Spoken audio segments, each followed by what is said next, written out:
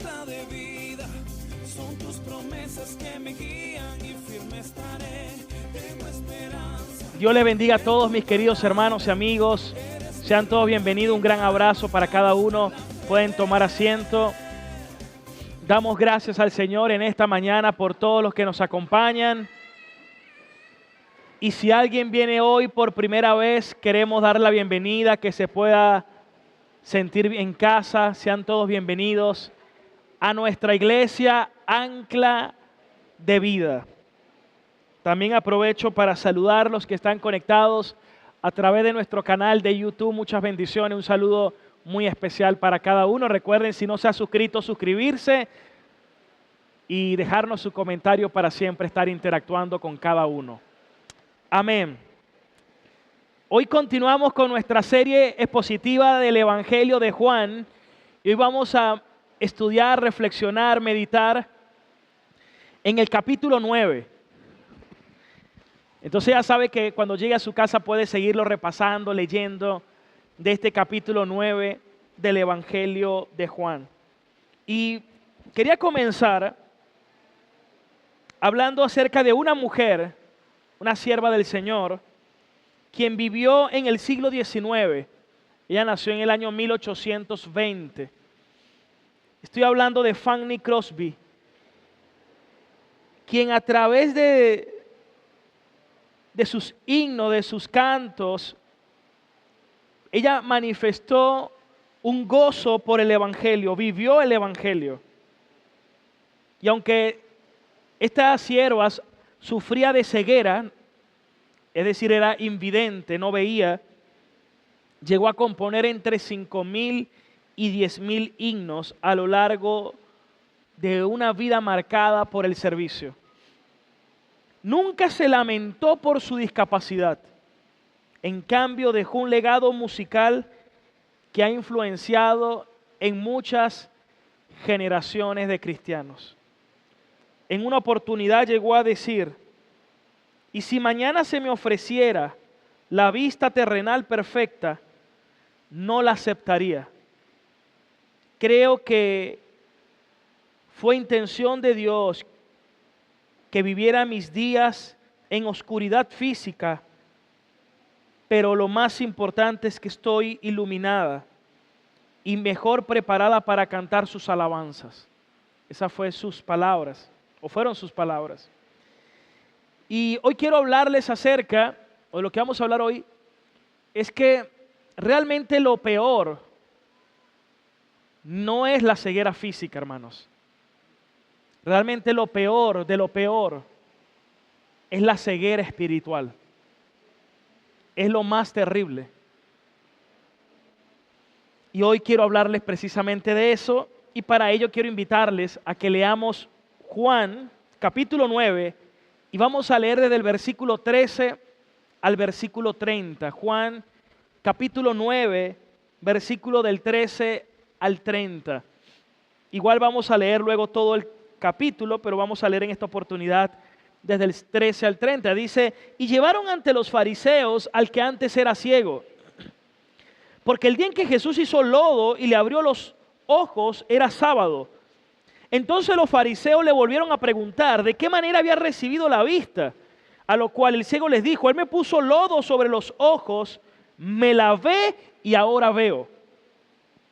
Entonces algunos de los fariseos decían: este hombre no es de Dios, porque no guarda el sábado.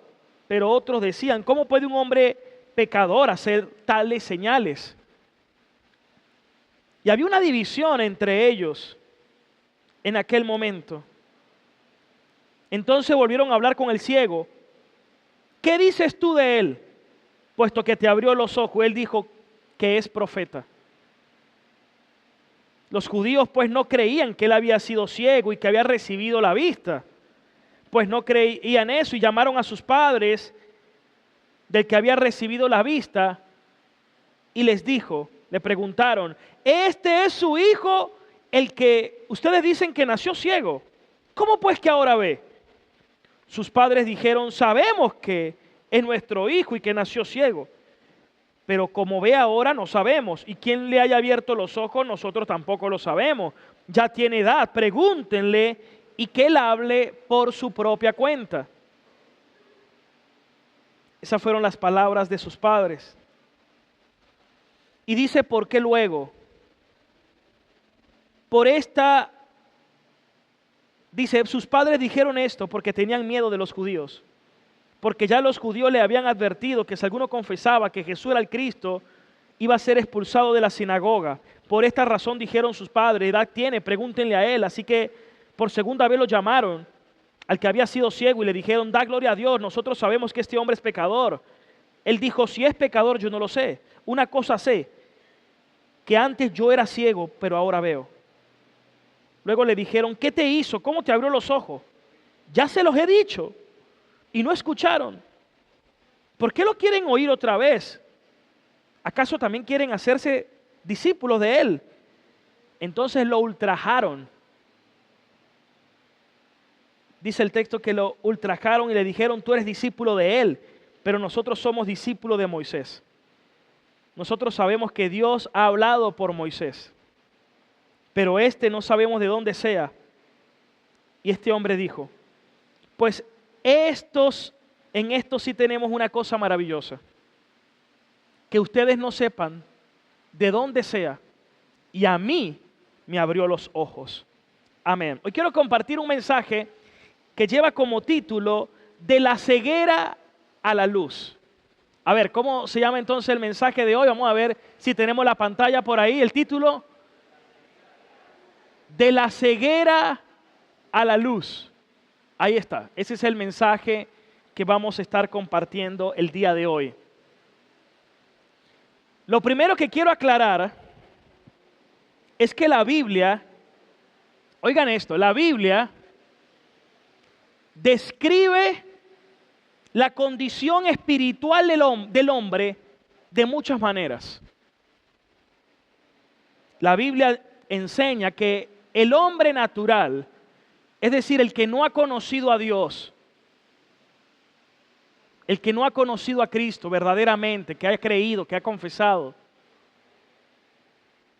dice la Escritura que está muerto en sus delitos y pecados. Está muerto espiritualmente. Así dice Efesios 2:1. Romanos dice que son enemigos de Dios, están en enemistad contra Dios, que están en rebeldía contra Dios.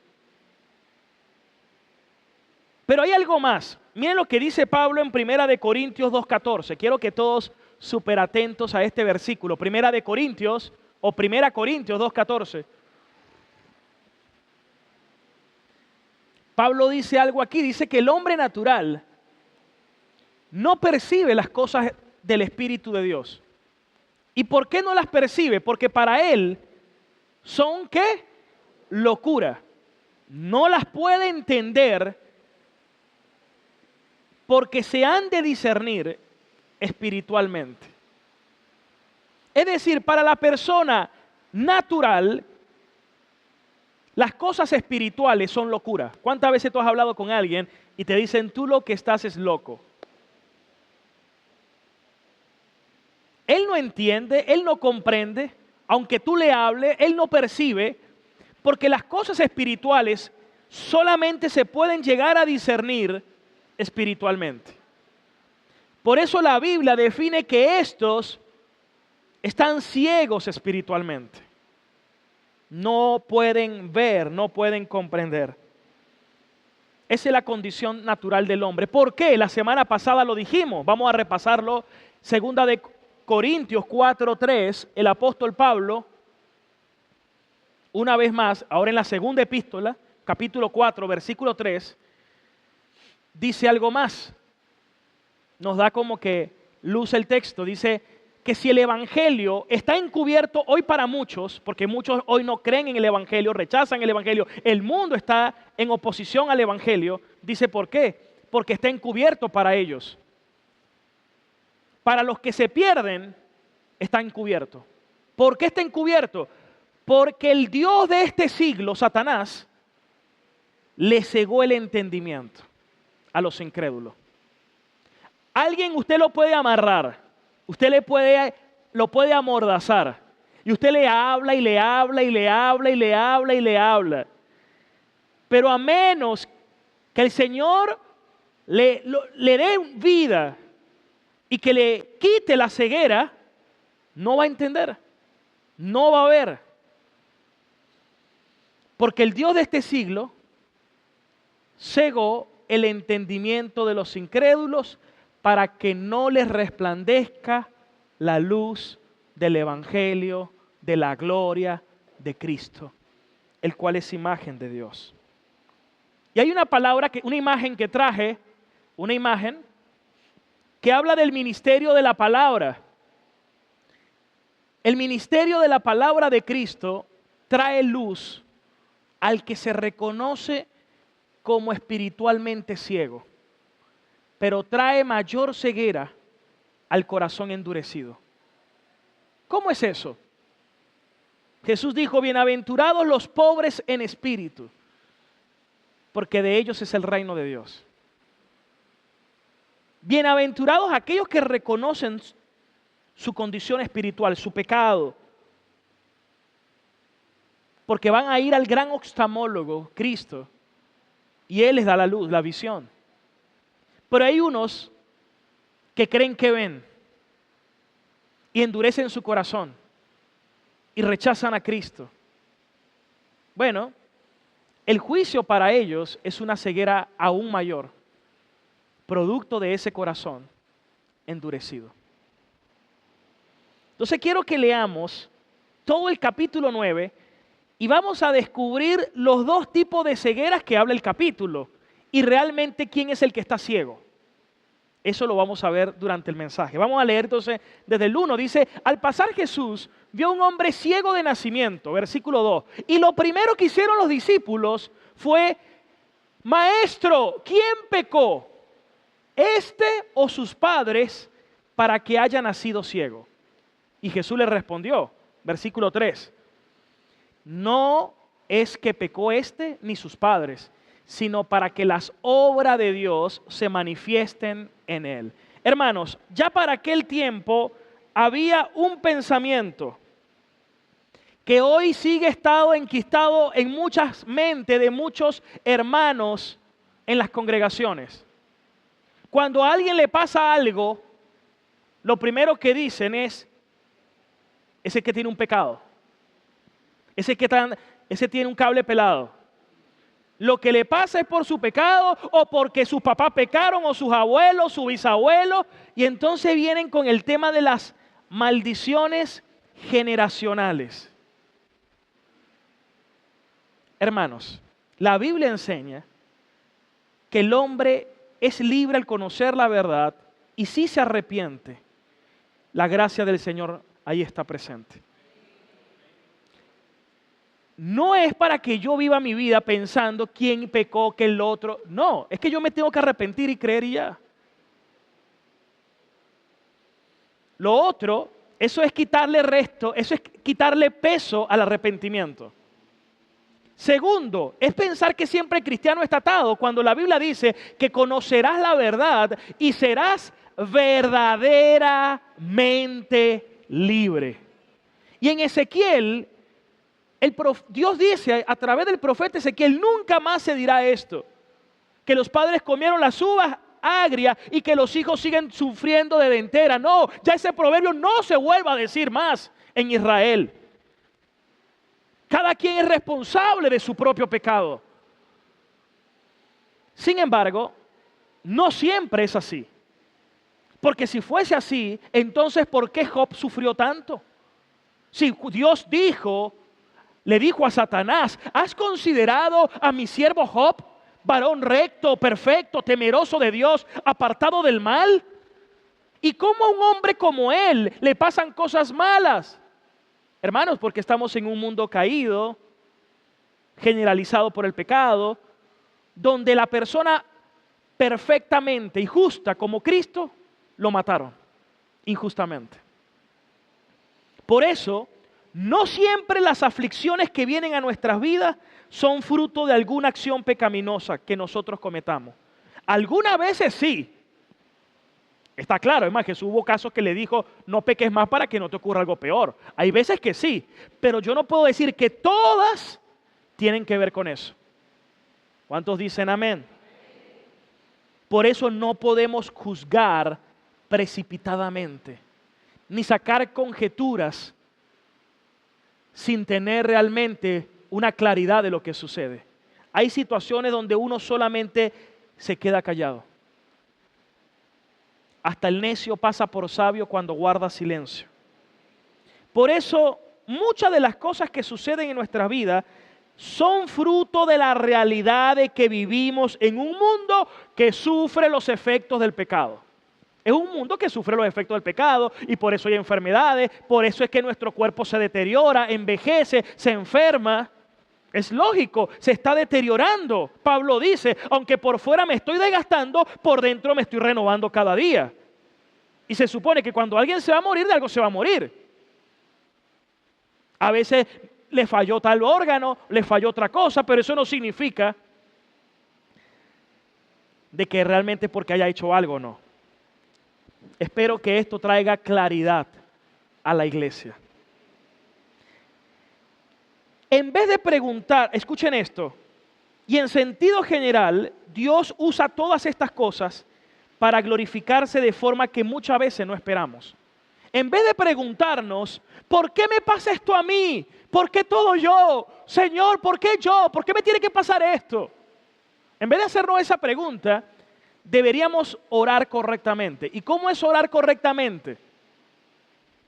Señor, ¿de qué forma tú quieres que esta aflicción en mí manifiestes tus obras? Señor, ¿de qué forma a través de esta aflicción tú quieres que yo te glorifique? Porque yo debo aprender a glorificar a Dios en todo tiempo. La gente solamente da gloria a Dios cuando reciben lo que ellos quieren. Pero cuando no, no le dan la gloria a Dios. No pasó así con Job. Job dijo, Dios dio, también dijo, Dios quitó, y toda la gloria sea para Dios. Yo debo aprender a darle la gloria a Dios cuando Dios me da, pero también debo darle la gloria a Dios cuando Dios quita, porque Él tiene razones más grandes, mayores, superlativamente, que aunque yo no entienda ni comprenda, puedo confiar en Él. Gloria a Dios, aleluya.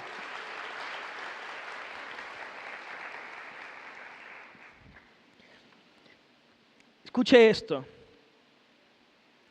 Entonces vamos a aprender a confiar en el Señor. Sigamos en el versículo 4. Ya lo vamos a ver. Me es necesario hacer las obras del que me envió, entre tanto que el día dura, la noche viene cuando nadie puede trabajar. Jesús sabía que tenía un tiempo aquí en la tierra que tenía que aprovechar. Versículo 5. Entre tanto que estoy en el mundo, yo soy luz del mundo. Amén. Versículo 6. Dicho esto, escupió en tierra, hizo barro. Eso me recuerda que en el capítulo anterior le trajeron a Jesús preguntándole la ley de Moisés y Jesús estaba escribiendo. En otras palabras, Él fue el que escribió la ley de Moisés y ahí estaba escribiendo en tierra, justo cuando le vienen a preguntar de la ley. Ahora le traen un ciego, se presenta ante un ciego y ahora Él escupe y hace barro y lo coloca sobre sus ojos. Él es el mismo Dios que en Génesis tomó del polvo de la tierra e hizo barro para crear al hombre. Y ahora estaba colocando barro sobre sus ojos para que recibiera la vista. Le untó con el lodo los ojos del ciego. Ya no solamente era mendigo y ciego, sino también estaba sucio porque tenía barro en sus ojos, producto de la saliva. A veces las cosas que Jesús hace o demanda de nosotros pueden ser inverosímiles, pero eso no significa que no debamos obedecerle. Versículo 7. Y le dijo, ve a lavarte en el estanque de Siloé, que traducido es enviado. Fue entonces y se lavó y regresó viendo. Entonces los vecinos y los que le habían visto que era ciego decían, y este no es el que se sentaba y mendigaba. Versículo 9. Unos decían, él es, otros se parece. Él dijo, yo soy ese que estaba ciego de nacimiento. Versículo 10. ¿Cómo te fueron abiertos los ojos? Le preguntan. aquel hombre que se llama Jesús hizo barro, me lo colocó en los ojos y me dijo, ve al Siloé y lávate. Fui y me lavé y recibí la vista. Entonces le dijeron, ¿dónde está él?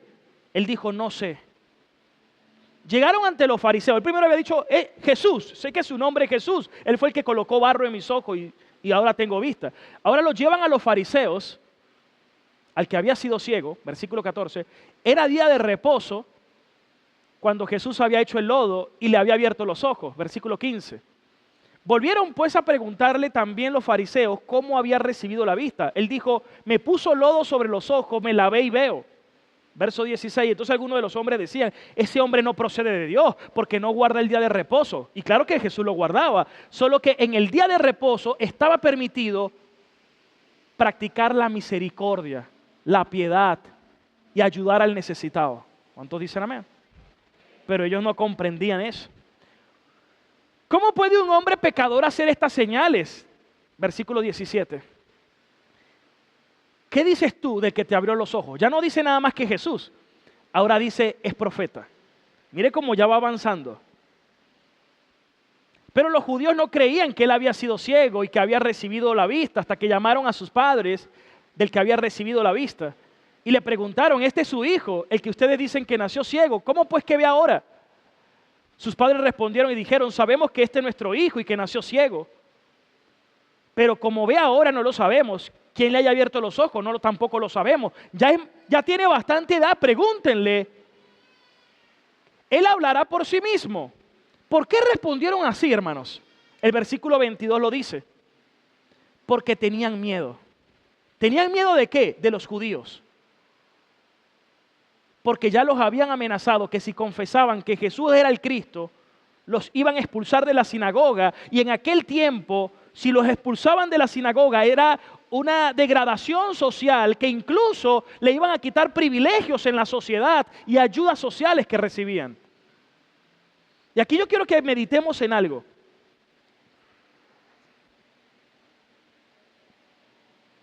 ¿Estás dispuesto a padecer por Cristo? ¿Estás dispuesto a ser rechazado por Cristo? ¿Estás dispuesto a sufrir consecuencias por seguir a Cristo? ¿Estás dispuesto a sufrir persecuciones por Cristo? ¿Estás dispuesto a que pierdas privilegios por seguir a Cristo? Hermanos, cuando uno decide seguir a Cristo, muchos de tu familia se van a levantar en contra. Algunos en el trabajo le van a decir, si tú sigues con tus cosas te vamos a votar. Hay incluso maridos impíos que le dicen a las esposas, escoge entre Cristo y yo. O hasta viceversa, se ven casos hoy en día. Y así como esas tantas cosas, donde si tú por seguir a Cristo, ¿a dónde estás dispuesto? Que Dios nos ayude y nos guarde. Que Dios nos ayude y nos guarde.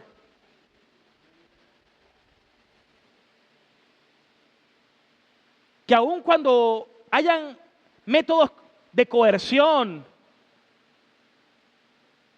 o algunos intenten reprimir, nunca nosotros negociamos la verdad. Sino que nos mantengamos en Cristo. Hay gente que por congraciarse con hombres negocian la verdad. Por beneficios. Incluso en la época de Hitler pasaba así. Ellos dijeron, ustedes no vuelven a predicar con la Biblia de los judíos. Nosotros le vamos a dar ahora una Biblia que ustedes van a predicar a un Dios que no es judío. Y les cambiaron la Biblia. Y muchos negociaron la verdad para quedar congraciados con ellos y vivir. Otros dijeron, nosotros no negociaremos la verdad y murieron. La verdad no se debe negociar por nada. Que Dios nos ayude y que nos guarde. Pero ¿cuántas veces vas a estar expuesto a ser vituperado, a ser perseguido? Pero vale la pena incluso morir por causa del Señor. Bienaventurados los que padecen persecución, dice la Escritura. ¿Ustedes creen que el diablo le incomoda un evangelio light, diluido, humanista, que se congracia con la gente? No. Eso no son sal del mundo, ellos son azúcar. Al diablo le molesta es cuando se predica la verdad y se expone la verdad de Cristo desde el púlpito. Aleluya, hermano. Ahí está la verdadera guerra y batalla espiritual.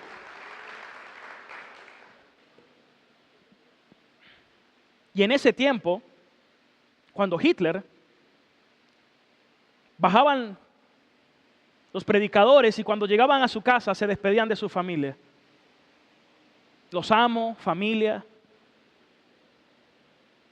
Siempre estaré presente en sus corazones.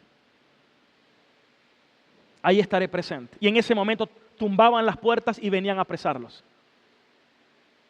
Se los llevaban presos, luego los mataban y les quemaban sus casas y sus viviendas. Estoy dispuesto a permanecer fiel a la verdad, cueste lo que cueste.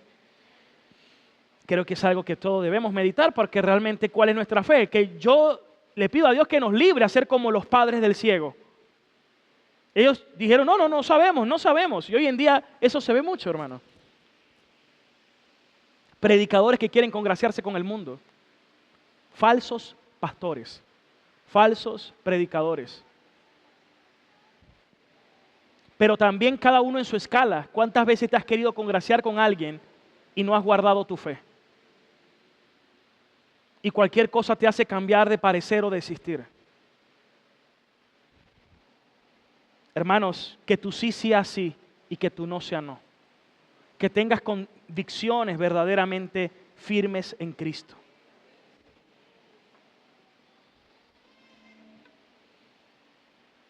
Sigamos leyendo. ¿En qué versículo vamos?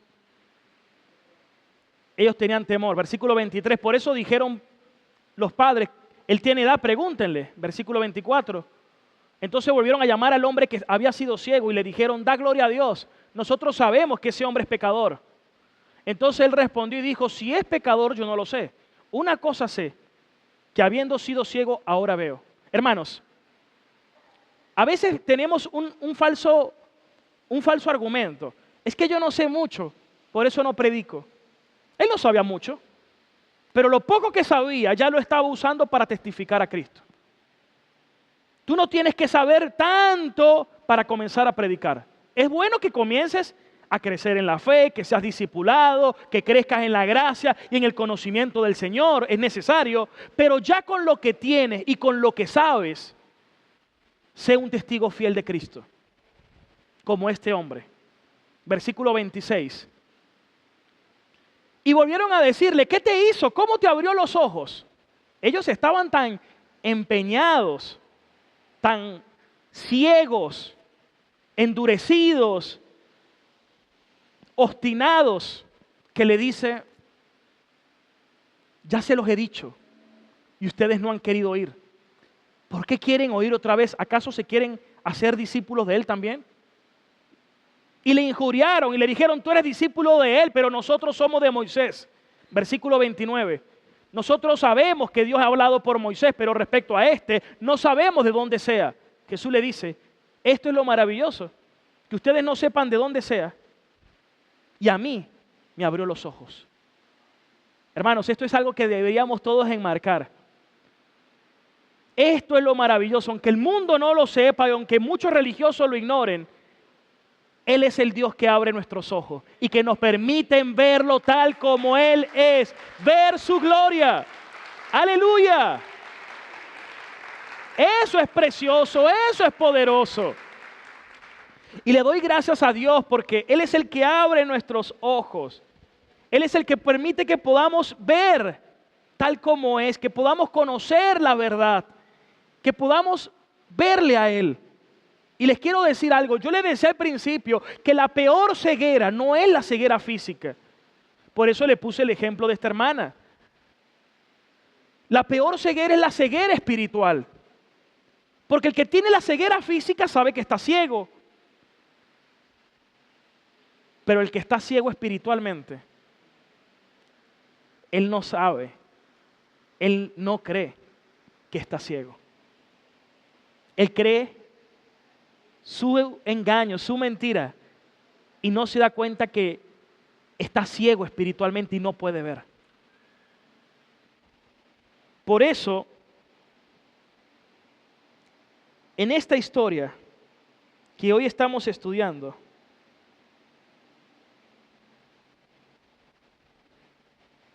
escuchen esto.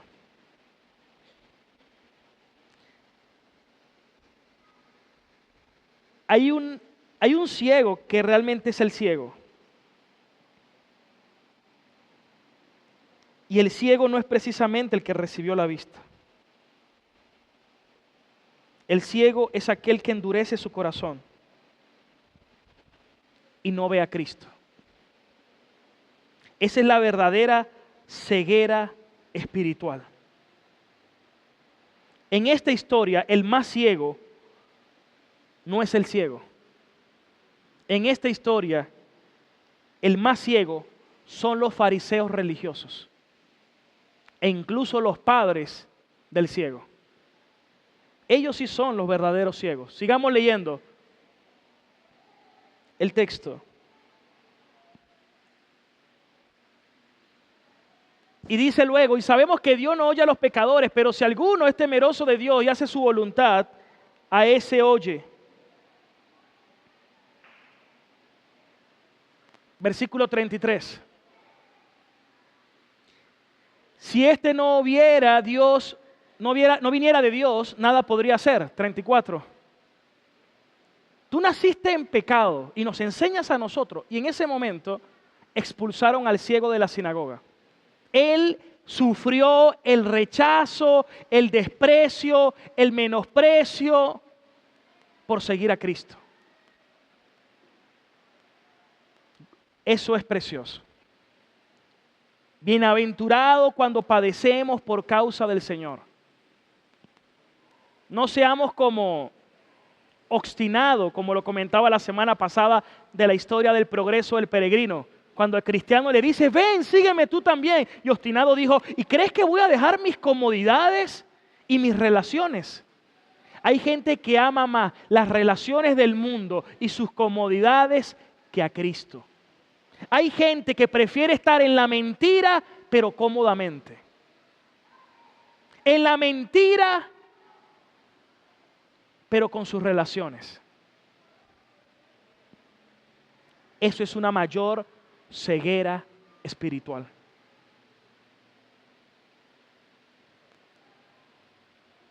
Hay gente que por el dinero, por un beneficio, negocian sus convicciones.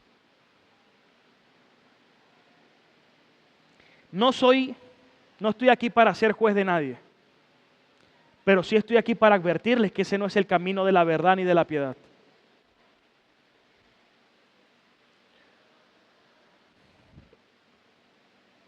Sigamos leyendo. Ahora, después que lo expulsan, Jesús vuelve a él, se reencuentra con él y le pregunta, ¿crees en el Hijo de Dios? Ya va, escuchen esto. Primero le dijo que era Jesús. Después dijo que era profeta. Ahora Jesús lo lleva a otro nivel y le dice, ¿crees en el Hijo de Dios? Pero oigan esto. ¿Por qué Jesús no le hizo esa pregunta después que lo sanó? ¿Por qué permitió que pasara un tiempo y que pasara un proceso y que hasta fuera rechazado, que lo expulsaran? Porque Dios utiliza todas las circunstancias de nuestras vidas para madurar nuestra fe. En el caso de sus hijos, Dios está tratando con nosotros continuamente y a veces nos pasa por distintas situaciones, pero ahí está madurando tu fe. Hay gente que dice, pastor, yo no hubiese querido pasar por todo eso que pasé. Sí, pero era necesario, porque si no pasaras por eso, hoy no valorarías la verdad. Si no hubieras pasado por eso, hoy no tuvieras la comprensión que hoy sí tienes. Otros están captando el mensaje, ¿no? ¿crees tú en el Hijo de Dios? ¿Y qué dijo? Versículo 36. ¿Quién es, Señor, para que crea en Él? Jesús le responde y le dice en el 37, pues el que has visto, el que habla contigo, Él es. Versículo 38. Y le dijo, creo, Señor. Y se postró y comenzó a adorarle. ¿Saben que en la Biblia se prohíbe adorar a cualquier criatura, excepto solo al Creador? Cuando iban a adorar a los apóstoles, ellos lo prohibían. Somos criaturas, solo a Dios. Cuando venían los ángeles y querían adorar ángeles, hey, somos criaturas, solo a Dios. Los ángeles decían, soy como ustedes, somos criaturas, solo a Dios. Pero ahora Jesús estaba recibiendo la adoración porque Él es verdaderamente Dios. Como decía Spurgeon, mis momentos más felices es cuando estoy adorando a Dios. Cuando adoro realmente a nuestro Señor Jesucristo. Esto es lo más aproximado de cómo será en el cielo, donde día y noche el pueblo ofrece adoración perpetua al que está sentado en el trono y al Cordero. Es que es más, para la gente no se debe engañar. ¿Para qué quieren ir al cielo si no son adoradores y no quieren adorar a Dios? Si no lo adoran aquí, menos lo van a adorar en el cielo. Por eso no les pertenece a ellos. Y dice Spurgeon, si Cristo no era Dios, entonces el hombre era un idólatra, un adorador de hombres, un incauto, engañado. Pero bendito sea su santo nombre, Él es Dios. Y sentimos que el deleite supremo en esta vida es adorarle a Él. No podemos taparnos porque no lo tenemos, pero luego dice, no podemos taparnos nuestros ojos con alas como lo hacen los ángeles cuando adoran a Dios, porque no tenemos alas, pero sí tenemos su justicia, su gracia. No podemos taparnos los pies como lo hacen los serafines delante del propiciatorio, pero tenemos su sangre y su protección. No tenemos corona, pero sí podemos darle toda la gloria a Él, que verdaderamente la merece.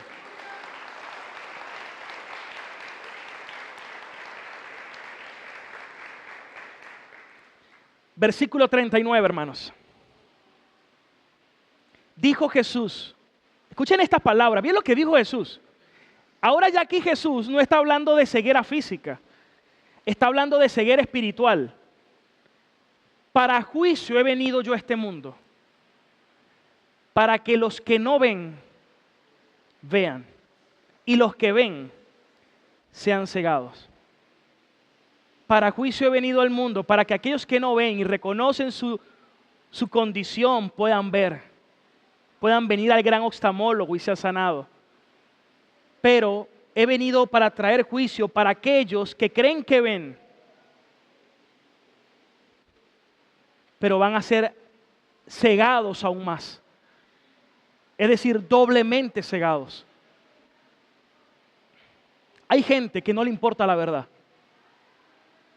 Pero si le estuvieran contando un cuento chino, estuvieran atentos y estuvieran haciendo cola. Pero cuando les predican la verdad, se van para otro lado.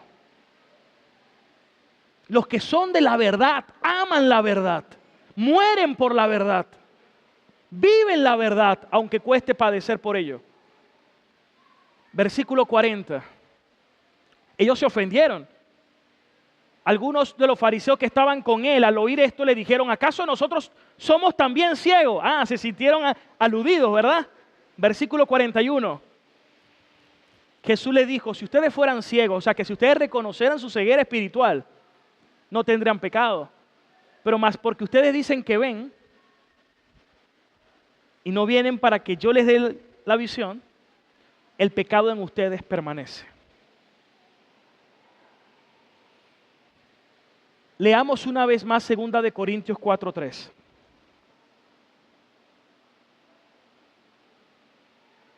Segunda de Corintios 4:3.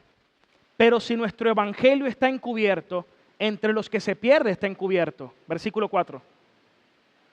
Por los cuales el Dios de este mundo le cegó el entendimiento, para que no resplandezca el evangelio de la gloria de Cristo, el cual es la imagen de Dios. Versículo 5. Porque no nos predicamos a nosotros mismos, sino a Jesucristo como Señor, y nosotros como sus siervos por amor de Él. Versículo 6. Porque Dios, el Dios que dijo, sea la luz, el que mandó de las tinieblas que resplandeciese la luz, es el que resplandeció nuestros corazones para iluminarnos del conocimiento de la gloria de Dios en el rostro de Cristo. Versículo 7. Bueno, ya pasa de punto, es hasta el 6. Dice, para que veamos la gloria del rostro de Cristo. Quiero decir algo para conclusión. La palabra de Cristo nos confronta. No existe neutralidad. Podemos ser como el hombre que fue sanado y que valientemente siguió la verdad para adorar a los pies de Jesús y confesarlo ante los hombres, o vamos a ser como los padres que por miedo e intimidación le rechazaron, o como la de los fariseos religiosos que estaban ciegos pero decían que veían y que lo rechazaron. Solo uno de estos individuos o grupos pudo ver. Los otros estaban ciegos a la luz de Cristo. ¿A quién te pareces tú más? Es una pregunta que todos debemos reflexionar. ¿Reconoces tu condición y vienes a Él como el gran oftalmólogo para que te abra los ojos y puedas ver? ¿O eres terco y obstinado, arrogante y orgulloso y endureces tu corazón? Si oyen la voz de Dios, dice el salmista, no endurezcan sus corazones. Porque dice el escritor de los Hebreos, Cristo superior a Moisés. Si aquellos que no escucharon a Moisés y murieron en el desierto, mayor condenación viene si rechazas a Cristo. No podemos descuidar una salvación tan grande que viene por el Hijo de Dios. Hermanos, denle la gloria a Dios.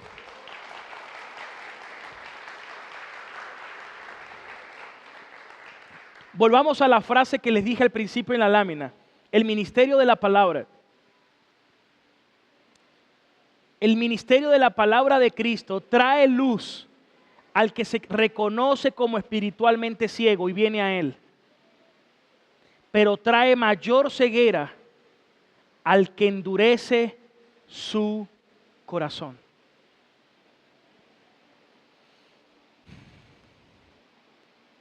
Ahora, yo me hago una pregunta. ¿Por qué 41 versículos este capítulo?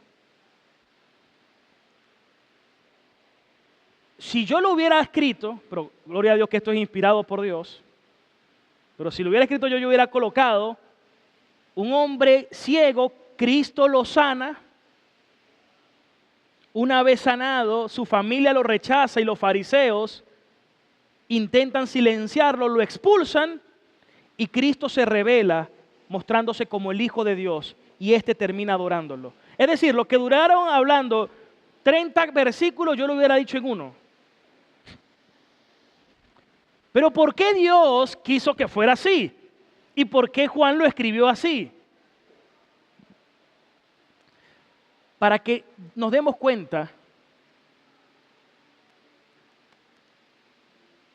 una contradicción.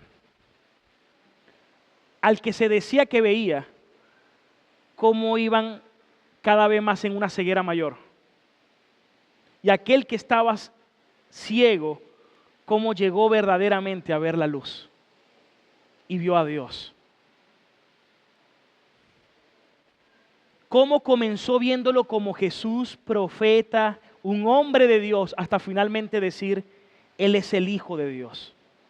El que es llamado, el que es escogido, va a ir como la luz de la aurora, de aumento en aumento, hasta que el día sea pleno.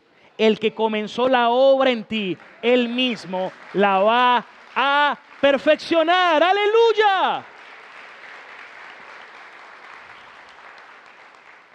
¿Cuántos quieren venir al gran oftalmólogo por excelencia? Para que les abra los ojos aún más y vean la belleza de la gloria de Cristo y estén dispuestos a todo con tal de tener a Cristo. Como decía Lutero, si tengo a Cristo, lo tengo todo. Si pierdo a Cristo, lo he perdido todo. Vamos a estar de pie, hermanos. Por eso el mensaje de hoy se llamó de la ceguera a la luz. Amén. Vamos a tomar un tiempo para alabar y adorar al Señor. Quiero invitarlos a todos, que nadie se distraiga. Vamos todos juntos a ser como este hombre. Vamos a adorar a Cristo. Yo tengo un ancla de vida. Son tus promesas que me guían.